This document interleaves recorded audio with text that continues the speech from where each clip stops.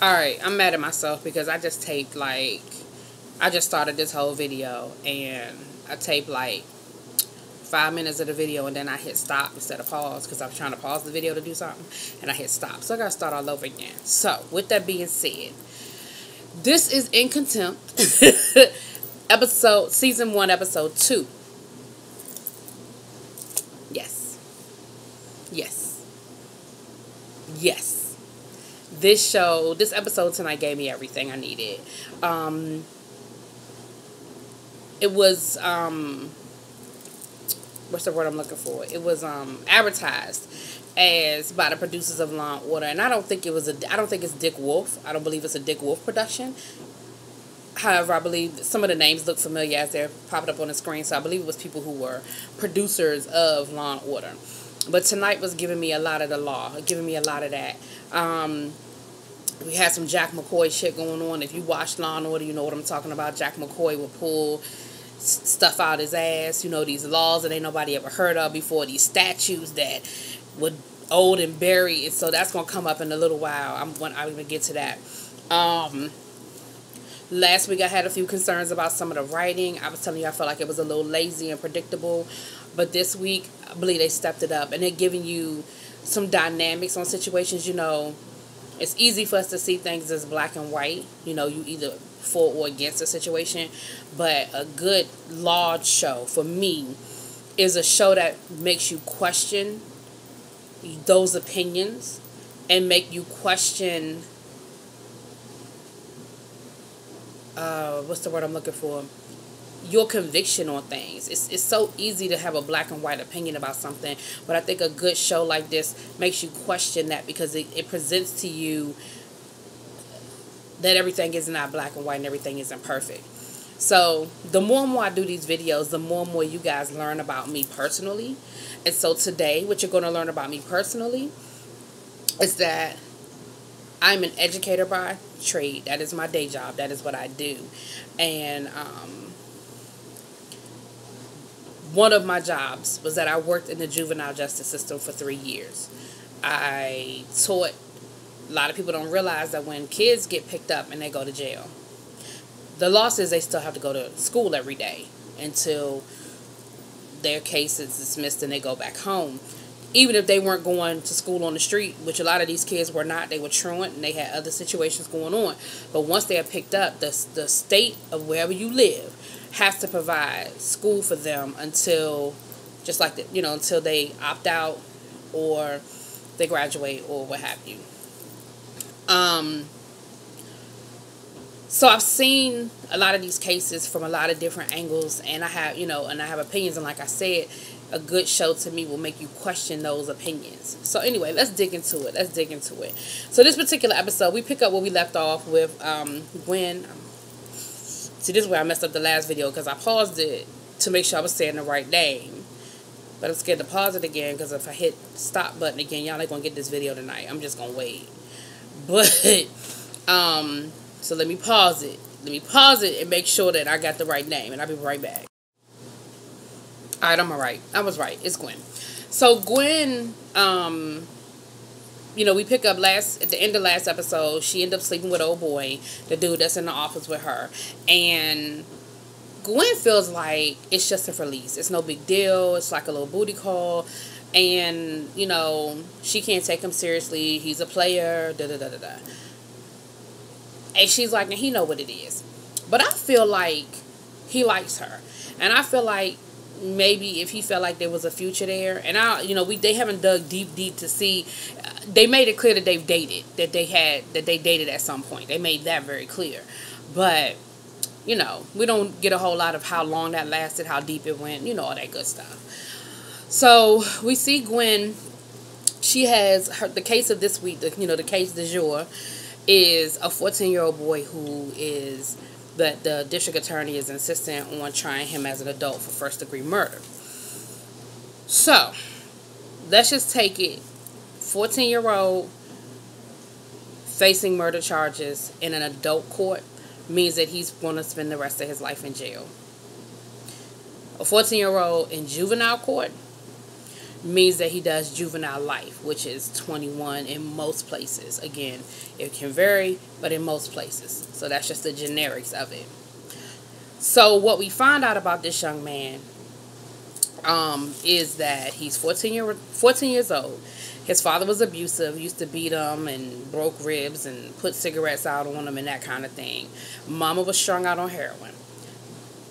Disappeared, left the boy at home alone for like 4 days until somebody found him in a dirty diaper somewhere in a closet, half dead, starving. Grandmother takes him in, but grandma's working 2 jobs to keep the bills paid and the lights on. This is his story.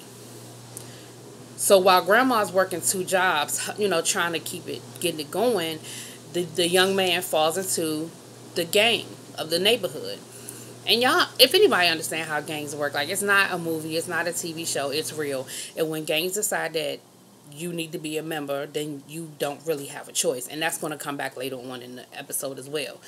And so what Gwen is trying to get the district attorney to do is just let it be a juvenile case. Like, she's not even trying to say he's not guilty.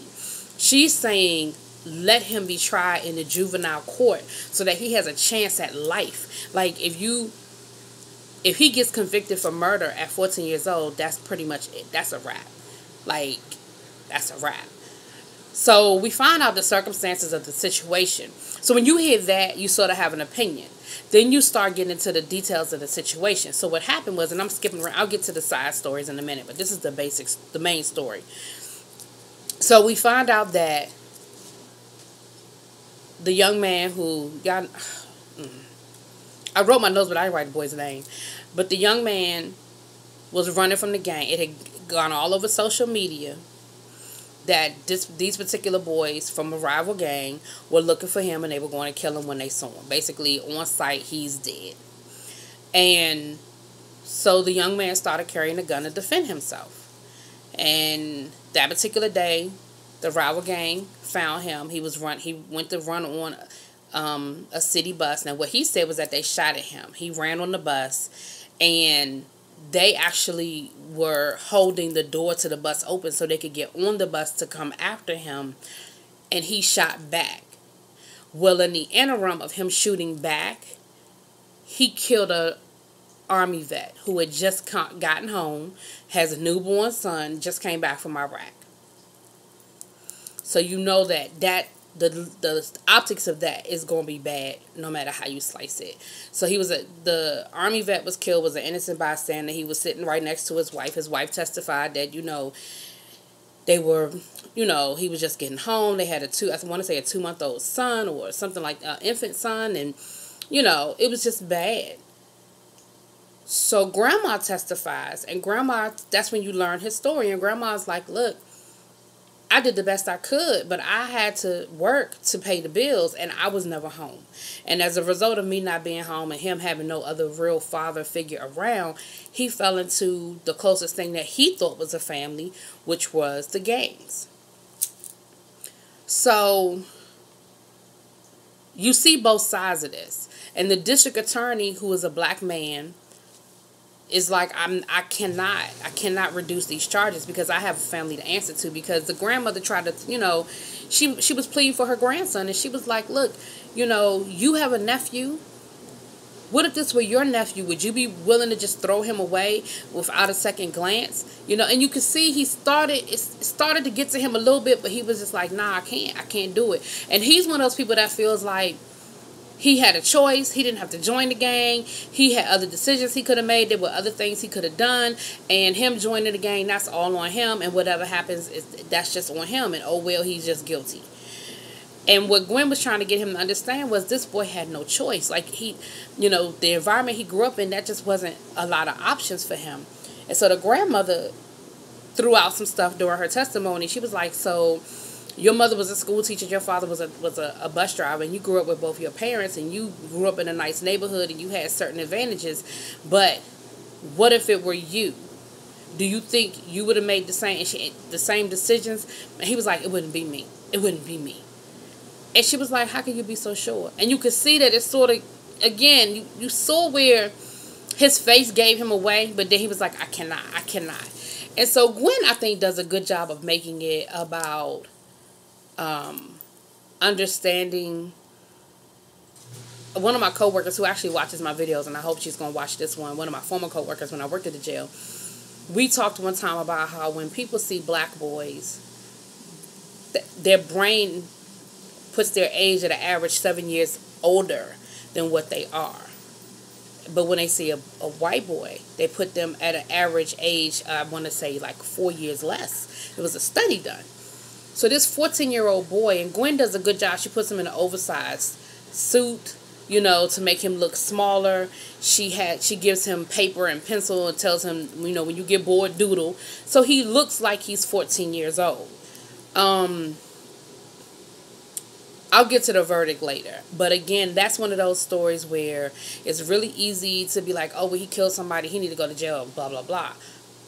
But then on the flip side, you say, well, damn, he made a really bad decision, but it was really a kill or be killed situation that he was in. I'm going to get to the Jack McCoy piece in a minute with the district attorney. He pulled some shit out his ass, which I thought was quite clever. But some of the side stories. So Bennett, I don't know if you remember in the first episode where Gwen's talking about her law professor who she had this big crush on in law school, and he is just her mentor and she just loves him and looks up to him so much. He actually shows up. And they go out to dinner and he tells her, hey, and we find out that he is a best-selling author. He writes crime dramas, and that he's actually, one of his books is actually going to be turned into a movie. So she's like, you just doing the damn thing. You know, you out there, you doing it. And he was like, yeah, but you still on the front lines. Like, I respect that. You know, you still out here. You still putting it on the line. He was like, I can write about, you know, Trayvon and Philandro, but you're actually out here doing it and defending these people. And so the chemistry is there. You can feel it. You can feel it. Like, they making eyes at each other and everything. And he's telling her, because she was like, well, how long are you going to be in town? He was like, I'm going to be here for a while. You know, is that cool with you? And she's like, yeah, you know, that's cool with me. Okay. So you definitely see that something's about to go down with that right there. She clearly is ready to jump on that. And he sound like he ready to invite her to jump. You know what I'm saying? So we're going to keep our eye on that one. So the rookie, this poor rookie, she is having it rough. So she's still going through her training. You know, they still hazing her up. And she's having a rough time. This is just totally not her thing. She has no empathy for these people. She doesn't get it. She doesn't understand, in my opinion. And I don't even think she's really trying to. Like, at one point, she saw them trading off cases, and so she was like, oh, okay, cool, I see how y'all doing it. So she's going through the cases looking for a case, and they were like, what are you doing? She was like, well, I saw y'all doing it. I'm just trying to find a case that I like. And they were like, no, what we were doing is different. You're cherry picking. You're looking for a case you can win. That's not what we were doing. We were just looking for cases that are better suited to our strengths, and we were trading off. Like, the white girl, you know, she was like, I like robberies, and, you know, the black guy was like, well, you know, give me the larcenies, and, you know, so they were trading off cases based on how well they felt like they could defend the client. She was, by her own admission, she was like, well, I'm looking for somebody that ain't do it. And they were like, what you mean you looking for a client that's not guilty? What the fuck?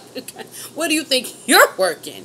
You know, and then, you know, the white girl tried to tell her, look, you got to get these people to trust you. However you do it, you got to get them to trust you, because if they don't trust you, it's nothing. They're not going to tell you their story. They're not going to tell you what's going on, and you really don't have a shot.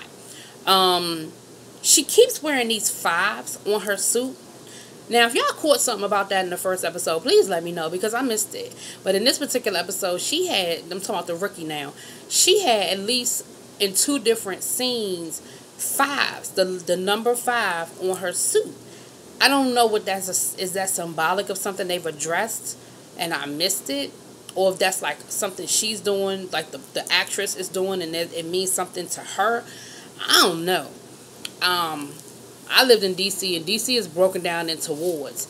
And I lived in Ward 5, and our council member, he used to wear a 5, Vincent Orange. He used to wear a 5 on his suit. Every time you saw him, he had a big old 5 on his suit. And he used to represent his ward. I don't know if it's something like that. I don't know if it's her line number from her sorority. Like, I don't know what it is. But there's these big-ass 5s on her suit. The other thing we find out about the rookie, and she's a black girl. Like a black girl. You know what I mean? But both of her parents are white. So either she's adopted or there's a story there. Because the white girl catches her getting out of a Maybach, with 2 white people in the back. She was like, is this your entourage? She was like, these are my parents. And she was like, and can we keep this to ourselves? And the white girl was like, yeah, right. Like, you think I ain't about to tell nobody you rolled up in here with a driver and a damn, $200,000-$300,000 car with 2 white people in the back? Please. So, of course, she has a big fail, the rookie in court. Her first little arraignment, she misses the fact that the guy had gotten arrested for jumping a turnstile. She was like, oh, this is an open and shut case. You don't have any prior convictions. You're good. Come to find out, his fingerprints came back, and he's been on the run for, I want to say like a battery case or something, from 10, 15 years ago. And she missed it. She totally missed it. The district attorney, pulls the fingerprints, and they're like, Judge, can we take him into custody now? Like, we'll drop the charges about the turnstile. We're going to enforce these charges.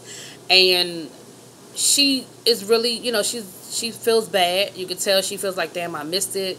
And she feels bad about the whole situation. But, of course, she tries to quit, and the boss is like, no, that's not happening. I mean, you kind of see where that's going. She's going to hit her stride. She's going to get it together, and she's going to end up being a pretty good lawyer by the end of the season. I hope. Maybe they'll surprise me and do something different with that character. But there's definitely more to the story about her parents, and I'm sure they'll give us bits and pieces as we go. So, last 2 things, and so we're going to wrap this up. I don't want to tell you, what I'm not going to do is tell you the verdict, so that way y'all got to go look at the episode. So, I'm not going to tell you how it ends, but what I am going to tell you is that the district attorney, the black guy I told you guys about, he came up with this obscure rule from like the 1800s called, I want to say it was trial by combat, where basically it goes back to like the Aaron Burr, Alexander Hamilton thing with the dueling, where basically he was trying to say that gangs accept the risk of being sort of like being in combat, where when I see you, you see me, we know it's going to be a fight, kind of like when you're in war. And he got the defendant, the young man, to basically admit when he cross-examined him, to admit, it's kind of like we're in war, we're in combat, and he was like, thank you. So you knew something was going to come back to that. And so that's what he asked the judge to instruct the jury on this defense. And come to find out, there's some defense that goes back to the age of dueling, where if you accept a duel from somebody, then you accept the risk of if your ass get killed. Like in the case of Alexander Hamilton, where I knew the risk when I said, okay, I'm gonna accept your offer to a duel, accept your challenge to a duel. And the judge was like, yeah, I'm not going to instruct the jury to do that. However, you can argue it in your summation. And so he does. So again, I'm not going to tell y'all how the case ends, because I want you to watch it. But I also want y'all to drop down in them comments and y'all tell me how y'all feel about children being put on trial as adults, regardless of the charge. Like, again, in this situation, he did kill somebody. He killed an innocent person. But come to find out, they were able to find the social media posts where these boys have been threatening his life. And these boys did say, look, if we see him, he dead, point blank and period.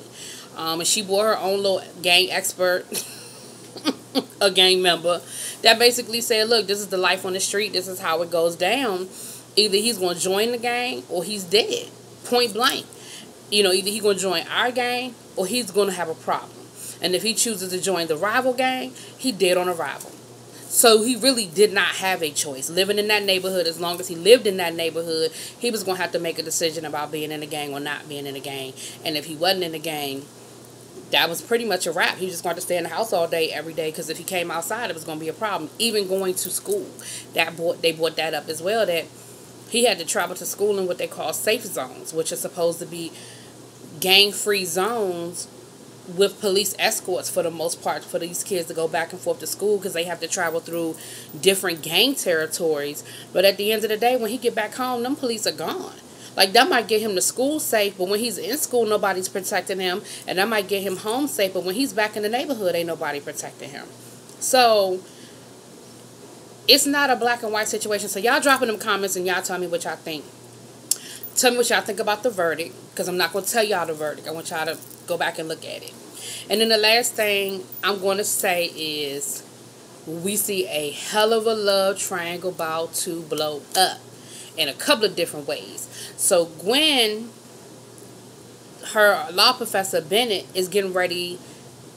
He told her he was going to be in New York doing research for his new project. But what he didn't tell her was that he's going to specifically be in her public defender's office doing this research. So he's going to be basically at her job every day. So so then you got, remember, she got the ex-boyfriend / co-worker. I got some. Excuse me, y'all. Sorry. So you have that love triangle going on with Gwen, the ex-boyfriend / booty call, and Bennett, her law professor. But then we also got a little bit with the rookie having a crush on Bennett. Because Bennett is a celebrity. And so she knows him. You know, she's a millennial. And so she was like, oh, that's Chance the Rapper's favorite author. And she immediately gets on her phone and she starts, I'm sure, tweeting, texting, and everything else. And so she's infatuated. And she giving him the ooh, boo, we can hook up look. And Gwen giving him the googly eyes. And while Gwen giving Bennett the googly eyes, old boy giving Gwen it's going to be some shit. And that's going to blow up. So that side story is going to be some shit. So, I know that review was a little all over the place, but I just didn't want to tell y'all too much, but enough. Because I want y'all to watch it, because this episode was good. It gave me what I needed. It did.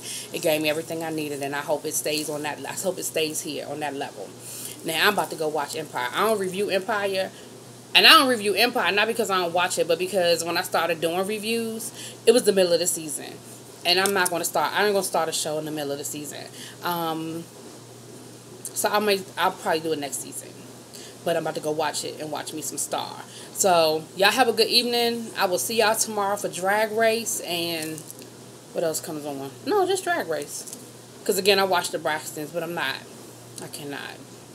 If I reviewed the Braxtons, it would just be me cussing for 20 minutes. So, I probably couldn't do it. But y'all going to see me tomorrow for Drag Race. So, y'all have a good evening. Peace.